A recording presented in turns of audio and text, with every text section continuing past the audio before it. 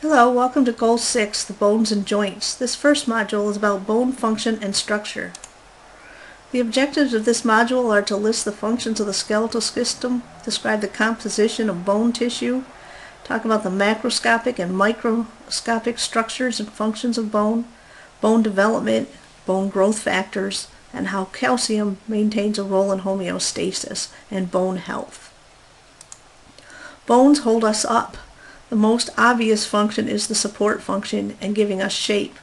They also protect vital organs, especially the heart and the brain. Muscles attach to bones and allow us to move. They give us leverage. In the spongy bone is where our blood cells are made. Bone cell formation in the red bone marrow is obviously very important. Bones also store calcium, phosphorus, and other minerals, as well as release them into the blood when the body needs them. There are 5 types of bones. A long bone has a long axis. The thigh bone, the arm bones are long bones. Short or cube-like bones are generally the width and the length is about the same. Our ankle and wrist bones are short bones. There are flat bones, which are sometimes called sutural bones, the ones in our skull. Also our scapula is a plate-like bone, and so are our ribs, actually. Then there's bones that don't seem to fit in any category, called irregular bones, like the vertebra and some of the facial bones. And the knee bone is called a sesamoid bone because it looks a little bit like a sesame seed.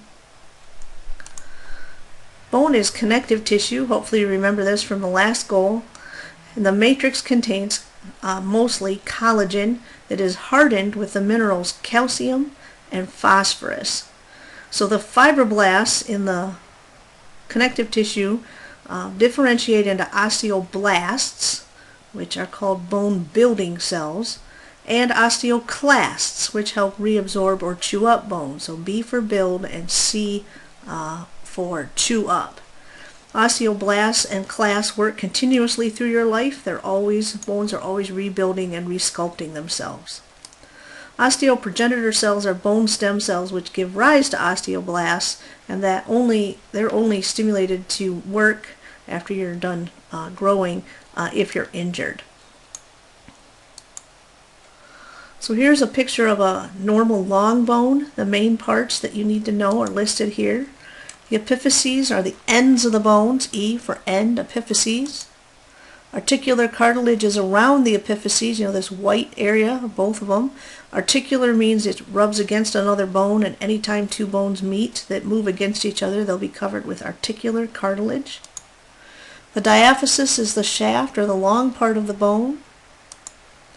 And inside that is a cavity called the medullary cavity. The medullary cavity is lined with the endosteum and filled with yellow marrow. The shaft of the bone, the diaphysis, on the outside of that medullary cavity is compact or solid bone, and the ends, or the epiphyses, are filled with spongy bone. The outside of the bone is covered with a membrane called the periosteum, which is what's going to connect to the ligaments and the tendons to attach other bones and muscles. Again, the ends of the bones, the epiphyses, are made of spongy bone, and the diaphysis is made of compact bone. Here's an up-close picture. You can see the compact around and the spongy kind of in the middle of this bone.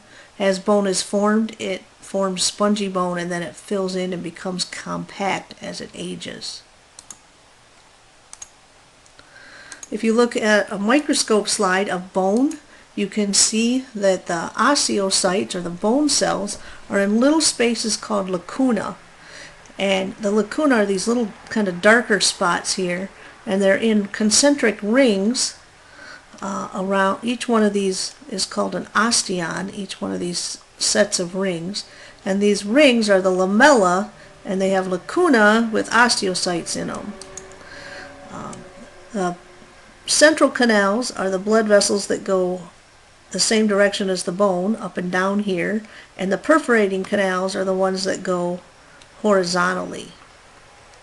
And then between the lacuna are little tiny hair-like structures almost in this picture called cannuliculi. So the blood vessel's in the central canal, and it travels through these little cannuliculi to this osteocyte and that lacuna, and then another little cannuliculi to this osteocyte. So the osteons aren't very big, only a couple of rings, and you got to get another one because otherwise it gets too far away from the blood supply. Trabeculi are the spaces or the cells, the spaces where the cells are located in spongy bone. Here's a histology picture of one big osteon here. The central canal is in white. That's where the blood vessels would be. And the dark little spots here are the lacuna where the osteocytes are, the bone cells. These little hair-like things are the cannuliculi. So here's kind of an overview again of the bone, and then the histology, and a blown up picture of the lacuna with the osteoblast or osteocyte in there, and these little tiny connecting canals called cannuliculi. So how does bone develop? Bones of the embryo are largely made of cartilage, and they're soft. And as they become ossified, calcium is deposited, and you go from soft or cartilage to hard or bone. The bones gradually become hard and strong, and it takes more than just in utero. They're not fully developed until a child is much older. Skeletal bones usually do what's called endochondral ossification. Endochondral means it starts with cartilage and it ends up as bone. And again, this starts at the fetal stage but goes until bone growth stops, which may not be completely until 25, although it's usually done around 18. Men actually take a little longer to do complete ossification than women do. So endochondral ossification is the process of converting the cartilage and embryonic skeletons into bone.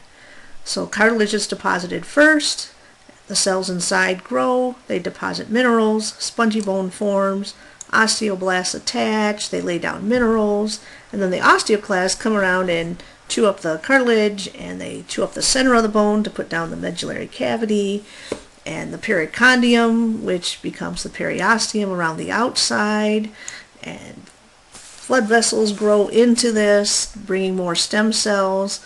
Anyway, it's a very long process, and you should remember that endochondral ossification starts as cartilage and ends as long bones. There's a cool little link here if you want to check that out. It shows it in pictures. It's only a minute long on YouTube, so stop and check it out. Intramembranous ossification is the second way our bones grow, and the ones in our skull do this, or the flat bones. They start as connective tissue, so basically you kind of get a sandwich. Intramembranous means you have a membrane on both sides, and bones kind of form within or between those membranes, and as it gets calcified, the connective tissue sheets become essentially flat bones. They're highly vascularized. There's lots of blood going into that, so it can grow very fast. You can kind of see that picture in this diagram here. Again, there's a quick little minute-long YouTube that shows this in process. You can kind of see it animated if you're interested in that. Here's another picture of intermembranous, or sorry, this is epiphyseal growth plate, so endochondral bone growth, and as the cells move down, they get more and more mineralized. So they grow from both ends of the bone. So what do you need to make your bones grow? Obviously you need some minerals, so you need to make sure you're consuming calcium and phosphate. The calcium and phosphate levels in your blood are regulated by two hormones. Parathyroid hormone increases them, so makes your bones release calcium and phosphate, and calcitonin makes your bones soak it up to lower blood calcium. You can get calcium phosphate from food, particularly milk and dairy products, but to absorb it you need vitamin D. So even if you're getting lots of calcium in your diet, it's absorbed best if you also are having or consuming vitamin D at the same time. This is one of the reasons we fortify our milk. Pasteurization destroys some of the vitamin D, or exposure to light does, so they make sure they put it back in so that we can absorb the calcium that's in the milk. Another thing you need is vitamin A and C. Both of these are needed for collagen synthesis, and remember, the collagen fibers that get mineralized are what the bones are made out of. You need some hormones. Growth hormone, thyroid hormone, and steroid hormones all induce bone growth. In fact, if you don't have thyroid hormone while pregnant, your baby's bones don't develop. So they now check all pregnant women for proper levels of thyroid hormone. Growth hormone and steroids work together. Growth hormone and estrogen does not work as fast as growth hormone and testosterone, which is why at puberty the growth spurt in boys tends to be larger than the growth spurt in girls. And exercise. Pulling on the bones will induce them to grow, and if you don't, and if a kid is left in a crib and never gets to run around or move, they're actually going to be shorter and their bones won't develop as well.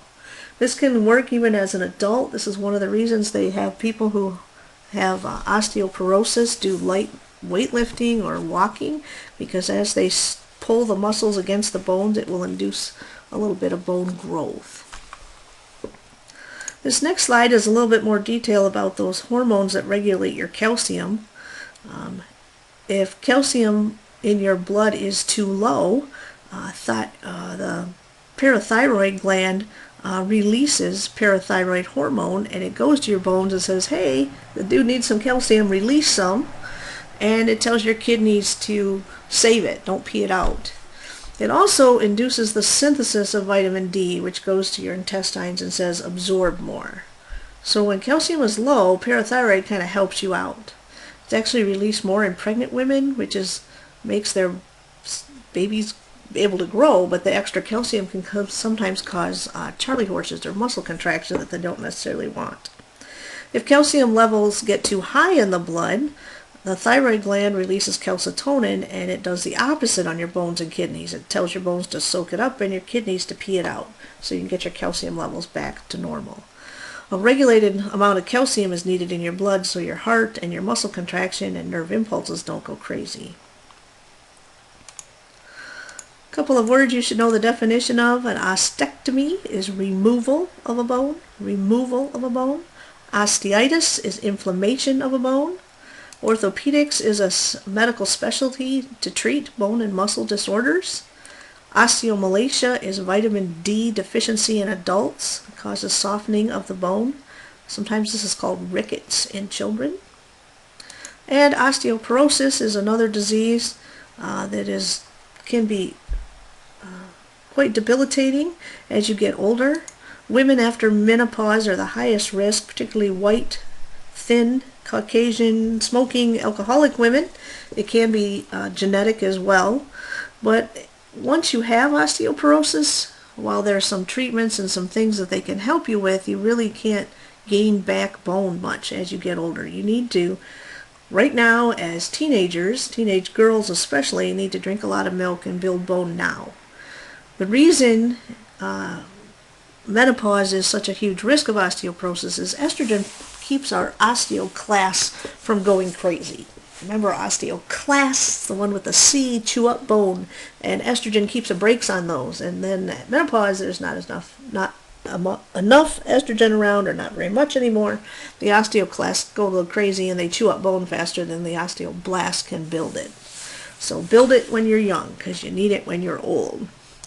Some of the signs and symptoms are spontaneous bone fractures, or just a small bump causes a fracture.